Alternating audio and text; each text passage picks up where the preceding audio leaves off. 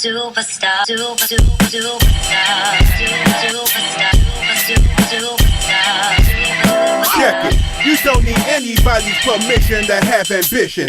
Life is a highway, let your conviction be your ignition.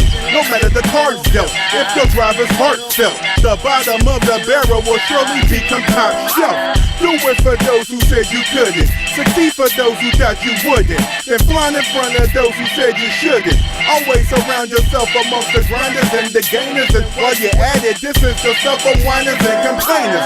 Remember to keep your grind tight and your mind right. You don't need no limelight to shine bright. Here's to all you inspiring superstars on buses, bikes, or cruising cars, trains, and even planes. And look will hit the sky like Abdul-Jabbar.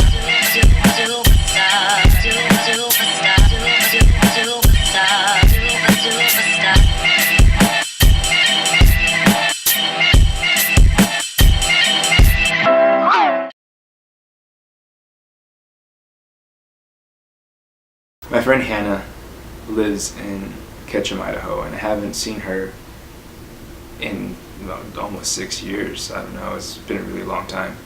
And it was totally random to meet up with her. I didn't initially plan to go see her, but it just so happened that along the trip, that was one of the places that, I could, or we could go to. As we were driving into Ketchum, I didn't really know how severe it was. She told me it was in pre-evacuation. I didn't tell Jus because I knew he might be like, fuck that. I kind of was like, it's probably not that bad.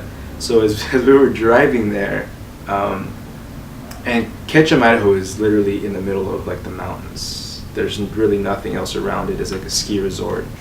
And as we're getting into the little valley where the place is, we start to see all of these cars go the opposite direction, and we were like, what?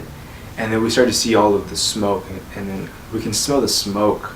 We were actually able to smell the smoke from like miles away. So we're getting in there, and the way you have to drive, you're really close to the mountains, and you can see the fucking trees on fire, just smoke everywhere. It was crazy.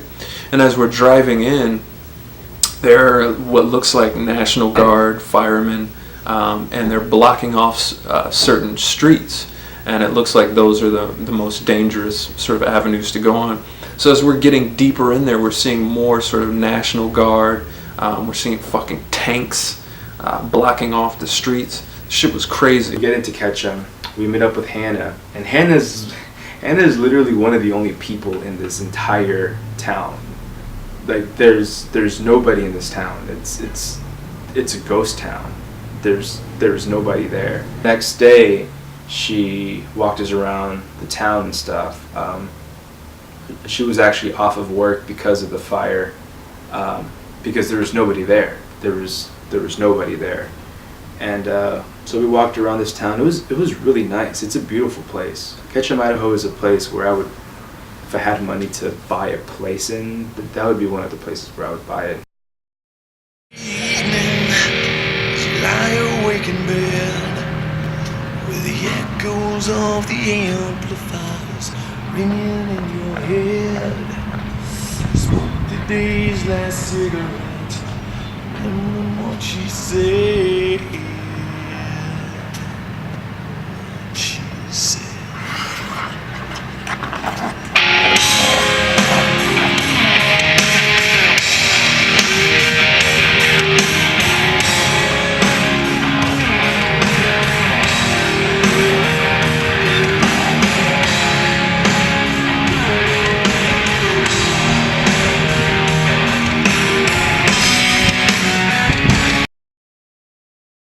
Then she took us into the mountains, which was crazy. Which there was like sort of like a roadway, a winding sort of dirt roadway that we were driving the big fucking Durango up and around the mountains. But it was beautiful. Some just great scenery out there. It was real dope. It was real scary because it looked like at any moment we could just fucking fall off the side of the mountain. But it was awesome. Hanna showed us a lot, and it was really dope. It was really dope. It's kind of crazy, that sort of roadway that we took into the mountains was the only way to get out of Ketchum. So we had to take that shit again.